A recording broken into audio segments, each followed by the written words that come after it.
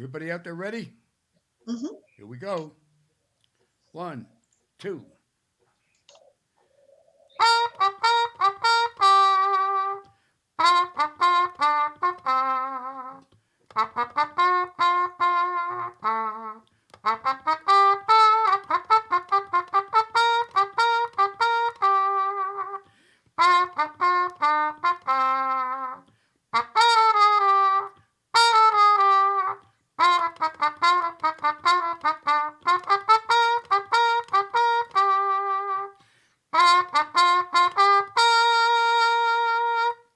Here we go, everybody. Toot toot tootsie, goodbye. There you go. There's a song for you. That song, listen to this. That song was written in 1922, and the music and lyrics were by Gus Kahn, Ernie Erdman, and Danny Russo. It premiered in a Broadway musical called Bombo. Big hit right off the bat. And then what really pushed it over the top, it was sung by Al Jolson and a little bit later on by a comedian called Eddie Cantor. Now, that song is what we call a classic. That is played still these days by Dixieland bands. Anywhere you find a Dixieland band, if you were to go up and say, hey, can you play Toot Toot Tootsie Goodbye? And they would play it. It still sounds good. It's almost 100 years old, and I attribute this to the great musicians and songwriters of yesteryear. And I like to do this just as a little cultural time to kick off the program because we're unique in that respect. There's not another program on the internet or on TV where you'll come on and you'll want to hear an interview about a fairly morbid subject, and it kicks off with something like this. And this is the only place, and this is Life After Scientology.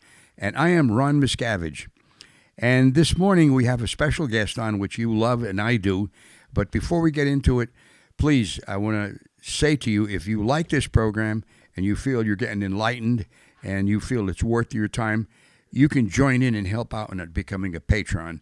And the way you do it is just go to my website, therealronmiscavige.com, and you can find out how to become a patron, where you give a little bit of a donation every month, $1 or $2 or $5 or $100, whatever you'd like to, whatever you can afford to.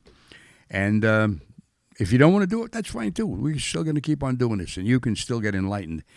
Now, but another thing you could do is get more subscribers. I'd like a lot more people to be watching this, because this is valuable data we're giving you. And today we're going to talk about something that happened within the Church of Scientology on the flagship Apollo in the early days. That this is going to be hard to believe, but it did happen. And without any further words from me, please welcome Karen de la Carriere. Good morning, Karen. Good morning. Hi, everybody. Hey, so welcome. I'd like to apologize that we started late, as there were some Skype technical issues. Mm-hmm. Okay, so anyway, here we are. And let's kick it off with something that is a lighter thing, and then we'll get into the second thing. And this show is about the rituals of Scientology. And one of the things that they do in Scientology is called Chinese school. And this is robotically enforced. Karen, do you want to get into that and tell us about that? A ritual, by definition, is something done repeatedly in a mindless robot way. You do it because you can't opt out. That's the culture. That's what you do. And it's a repeating thing. Now, because Scientology is a cult, it's evolved its own rituals. One of the rituals, now this is not talking about just the past. This could be happening down the road at the Hollywood Guarantee building right now as I speak.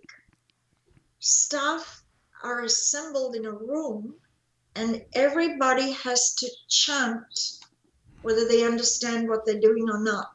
Everybody has to repeatedly chant Hubbard's Auditor Code, Hubbard's Code of a Scientologist, whatever. So everybody, and it's called Chinese school.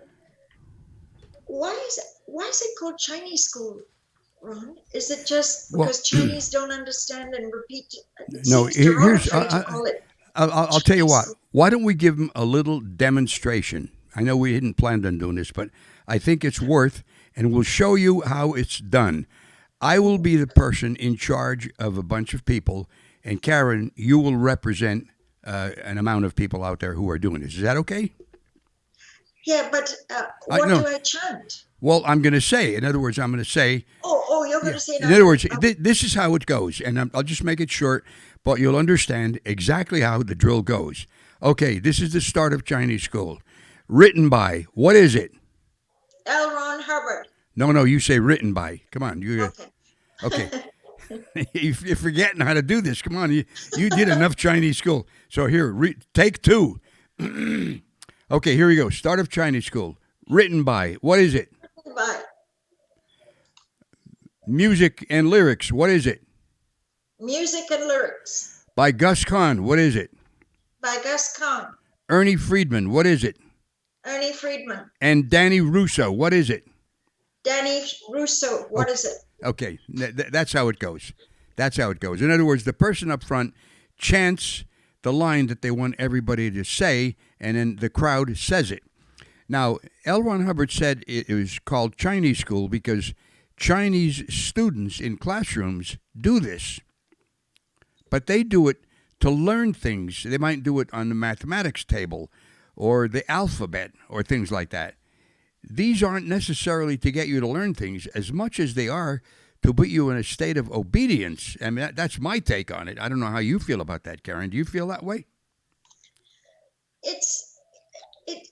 It's just one of those bizarre Scientology things. Let me tell you, I posted this on a site, the Chinese school, and somebody jumped in and said, Karen, in the Hollywood Guarantee building, we had to Chinese school L. Ron Hubbard's awareness scale to Frere Jacques.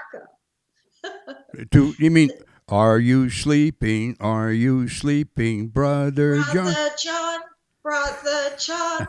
No, Morning bells are ringing. So they had to chant Hubbard's awareness scale to Frere Jacques for Chinese school. This is internal science. You've got to be in staff and in those buildings to see what goes on. This is the kind of crazy that goes on. Well, that's so much for Chinese school. Now, I really want to get into this one because this is really next to bizarre, if you don't want to call it absolutely bizarre. And this is a ceremony that used to take place on the Apollo.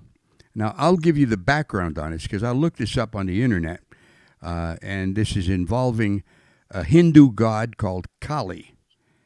Okay? And the person, was it Kathy Carriere that told you this? Yes. Mm-hmm. Oh, no, she presided over it, right? Yeah. Mm-hmm. And I think the person that told you, I got it written down, Pignotti or something like that? Yes, Monica Mm-hmm. Pignotti. Okay, so let me tell you about this Hindu god. And I'm not making fun of their religion. I'm just saying this is a Hindu god.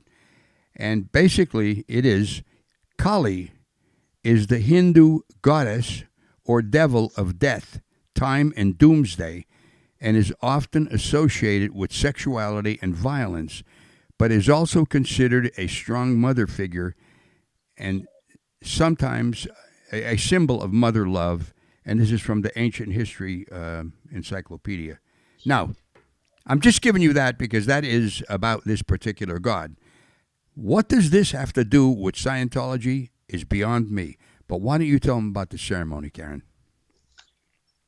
In the 1970s, on the ship Apollo, Hubbard devised a punishment for auditors, counselors that had made an error in performance. In 1968, he ordered that they be thrown overboard into the water 4 stories high. That was the punishment. If you keep looking at Hubbard, he wanted to train by punishment. And the new punishment with the Kali ceremonies was quite, I let the audience decide. They had this horrific, hideous picture of the goddess Kali with her multiple arms, and it was grotesque. And there was this big picture in the internship room. And then auditors who were being punished, counselors who were being punished for an error, had to follow this ritual. We're discussing cult rituals. First of all, they had to sing a hymn to the goddess Kali. So here's this bunch of Scientologists singing to the god to the tune of Rock of Ages. Then the counselor who had made the error had to come forward and kneel in front of the picture and say to this picture of Kali that they themselves wanted death and destruction. The person was then given a knife and a fake person receiving counseling, and they had to thrust the knife into the paperwork, which is done anytime you give a session. They had to stab. So in this ritual, they had to take a knife and start stabbing this folder. It was quite electrifying. Sea Org members singing to an Indian god of death and destruction and having to stab a confessional file. This was called the Kali ceremony, and it was invented by L. Ron Hubbard, and it was carried out in the 1970s on the Apollo, which was his home. Mm-hmm. Now, Yeah. this borders on unbelievable. But to boot, you mentioned about this hymn, and the other interns were in the room singing this, and it was to the tune of Rock of Ages. Now that is a Christian tune. You might know it. I'll just hum a couple bars. Bo do do do, bo do do. Ba do do do do do do. That's basically the start of it, and it is actually a Christian tune. What would they put different words to it? Then you're not going to use the words of that tune because that's a beautiful hymn. You know that. Yeah, I did not participate in this. I was not on the ship when this was happening, but it was incredibly disturbing to those who participated. Well, didn't there are a lot of references on the internet of Hubbard's friendship with Aleister Crowley.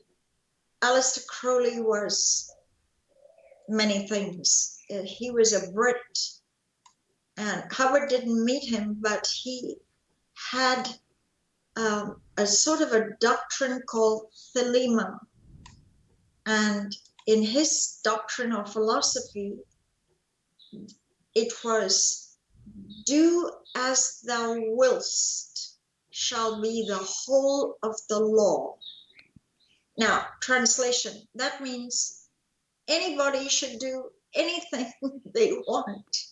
And the law should be, do whatever you want. If it makes you happy, it makes you good. Just do it, do it, do it. So there's a kind of, now, when Hubbard was painted as this great friend of Aleister Crowley, I was cynical. I would think, come on, this guy, Aleister Crowley, was a cocaine addict and for 30 years, heavy cocaine addict and this and the heroin addict, whatever. And I was sort of cynical. But then when more and more stuff gets revealed on the internet, look, I lost my child, Alexander Genscher, 27 years old, because of Hubbard's policy on disconnection. So I know that all of Hubbard's policies were not survival for families. Now, when you study the internet and you read something like the Kali ceremonies, you go, whoa, what really goes on in there? Ron, I want to explain something to the audience. I want to explain. Go ahead. In Scientology, there are two camps. One camp is the true believers. They believe they had a counseling session and they felt elated getting it all out off their chest, and the auditor gave them devoted attention, and they liked that. And this camp believed that if they just allow themselves to be milked of all their wages and give money, and one day they are going to be a superman, what the cult called OT, operating patent. That's the camp. And this camp are the ones that lived through it, sometimes 10 years, 20 years, 30 years. You did over 2 decades. So that I did. Well, you did over 2. You were in overall 40 years or something like that. 42 years. 42 years. Yeah, as the time was going by, years, right. my belief and my indoctrination was fading. I can tell you that. But of course, I was in the Sea Organization at the time, and you don't mention something like that if you're there, because then you're under lock and key. So I kind of kept it to myself and enjoyed, actually, some of the work I did. I enjoyed because I was in the music department. But the other punishments that were part and parcel to living that way just are intolerable to any person who wants to be free and live their life as they wish. But anyway, continue on though, because you said that's the one camp. What is the other camp then? Yeah. So then this other camp are the ones who lived through it, breathed it, experienced it, know all about it, were in day after day, year after year, and they've left and departed. And they talk. They do shows. They do YouTube shows. They talk to journalists. They talk to authors. They write blogs. They join Facebook groups. So this group are whistleblowing of what will happen if you're in that camp. Now, that camp has a structural set of Sea Org members. And I would say about 200-300 work for Office of Special Affairs, who have a huge internet unit of staff that just watch everything on the web and document and file away everything everybody says about the cult. And this camp absolutely work morning, noon, and night to put out hate and derogatory smears and smut about this camp. So this so-called religion, ecclesiastical church, has members that sign to join a religion, but are working full-time to smut and smear the ones that served the church 20 years to 30 years, 40 years. This camp number one portrays them as absolute criminals, wife beaters, drug dealers, pedophiles, molesters, rapists, on and on and on. Now, if this camp that have exited were so evil and were rapists and body stranglers and wife beaters and all this, why on earth were they allowed in sometimes high executive positions? And if they weren't in high executive, they were part of it all, representing the seal. So I'm just putting a little structure there. The rituals that Ron and I will talk about a little bit more are not done on public so much as staff who've signed billion-year contracts. Yeah, that's right. And you say, So, why were these people allowed in high executive positions? And I'll tell you why. Because what the Church of Scientology is saying about them is not true. They are saying these things about these people to what they call character assassinate them, so that then people don't believe what they have to say about the Church of Scientology and the truth about the church. That's what they're doing. And I'll tell you, there's a very good movie called Enemy of the State. Will Smith is in this, and John Voight. And it's about a guy who accidentally witnesses a crime that is committed by people in the government. And now, excuse me, he didn't witness it, but he has information about it, or they think he has information. What they're doing to him is they say, get all of his pornographic files, get anything that dig up dirt. And John Voight, who's the government man, is doing this to character assassinate him. They even go to the point of murdering somebody and trying to pin it on Will Smith. That's what's called character assassination, and that's in a hope that when this person comes on the air or in print, the church will say, well, yeah, but look what this guy is, and people will say, oh, yeah, I don't believe anything he says. Truthfully, the opposite is happening these days. There is so much hate that they've put out about whistleblowers or people like myself or Karen or Leah Remini or Mike Rinder, people like that.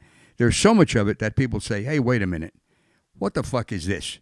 Let me hear what this guy has to say. It has a boomerang effect. It's coming back at them, and it should. Do you agree, Karen? yeah, the Tampa Bay Times did a huge expose of the cult buying up 100 properties, just kind of crawling with octopus tentacles, buying out this so they have some kind of bastion castle with a moat of just Scientology. So if people flee, they can't even flee because everything is owned for miles and miles around by Scientology. It's a protective mechanism. So now the cult is trying to character assassinate the Tampa Bay Times. Boy. It's all they know to do. But Ron, let's step back and look at this.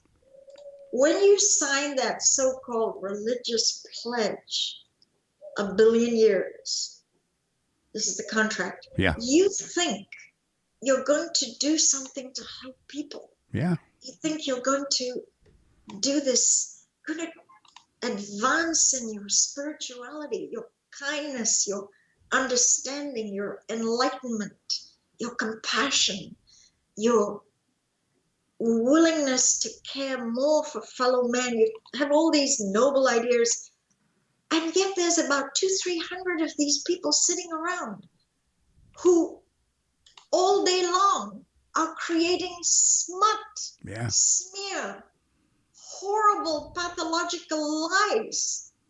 And they think that this is religious, ecclesiastical. They have lost their way. Let's move on to the ritual of, I think we've covered overboards before, but the ritual is after forcing somebody into water. Well, can I throw in 2 cents on this? Yes. Okay, here's Karen has mentioned it just earlier in this program about overboarding. It was going on the ship Apollo, where you're thrown overboard, and it was a height of about 4 stories. Making an error. Yeah. For making an error. You didn't do a crime. You were thrown overboard for a minor mistake. Yeah. Yeah, I mean, it wasn't serious. I mean, we're talking about maybe you didn't give the right acknowledgement or some minor thing, but this is a dangerous practice. I mean, I don't think there was many people that wanted to get tossed overboard 4 stories, and, who knows if they were strong swimmers or stuff like that. But now, let me go forward a bit, because now once you get on land, you don't have a ship or a place to throw people overboard. So now it has to be converted into something that you can utilize where you are. And I think the most morbid example of this happened at the international base, where a guy by the name of James Byrne, and by the way, did you know James, by the way, Karen? Oh, for years. Let me tell you, to know him personally, he's not like an evil guy. He's a pretty nice individual. I had many conversations with him, and you could see that there's some goodness in this guy, and he wants the best. But when you're put in a position, as he was, of straightening out gold and full authorization of doing whatever you want, you can turn into a bit of a fucking monster. And one of the things was this: they had a pond out at the international base, which is out by Hammond, California. And that pond was a place where feces were dumped in it. There'd be dead birds in it, all kinds of human waste. And it was supposed to convert this into something that, it wouldn't be a poisonous or a toxic waste. Do you remember that, Karen? Mm-hmm. Mm-hmm. Now, what James Byrne did, because there was no place, no ship to throw people over, he would throw people into this dirty, rotten, putrid pond.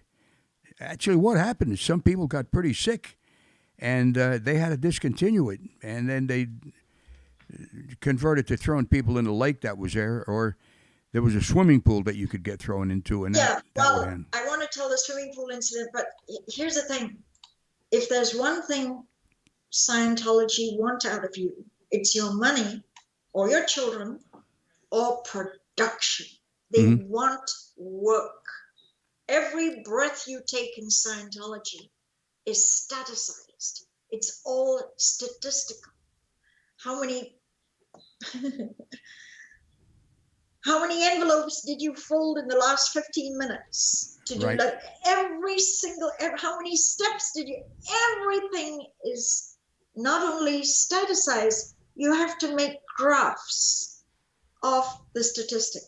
So when people got ill because of being thrown in a bacteria-infested lake, they were put in the sick bay and there was less production. Yeah. So this wasn't stopped because of benevolence and kindness to the victims. This was a pure corporate mercenary business decision. We're getting less production. No more hurling people into bacteria-infested lakes. Let's throw them in a pool. And here's a ritual, and I want you to read the sentence, but let me just tell the ritual. Something like 2 in the morning, 3 in the morning, people were ordered to go to the swimming pool. They recreated a ship in the desert, an actual ship, and it has a swimming pool. So about 100 Sea Org members in the middle of the night are told to report to the pool in uniform. And one by one, it can get very cold in the desert. This campus is 100 miles from the ocean. It's in the desert near Hemet. It's pretty cold at 2 in the morning. They had to hurl themselves in the pool, fully dressed, one by one. This is a ritual. Can you read what sentence was told them for immersing themselves in water? Well, It's right there, Ron. it would cleanse your soul if the sea would cleanse your soul. I don't remember it exactly, but It said, okay, this is what it said. Norman Starkey would read out, "We commit your sins and errors to the deep and trust you will arise a better Thetan." Oh, boy. So the ritual is by plunging yourself in water, you're washing off all your evil and and you're going to rise up from the water a cleansed, better, cleaner spirit. Is this not a ritual? Oh, boy. Now, here's the punishment part. They were not allowed to dry themselves off. If you have icy, wet clothes on, and you have to stay in those clothes, in the Hemet cold air, that is punishment. Yeah. You see, in Scientology, punishment always has a hook of humiliation, where they want to really stab it to you. So here are these hapless Sea Org members in wet clothes after being forced to jump in a pool, swimming pool, at 2 a.m. to cleanse their transgressions. Ugh.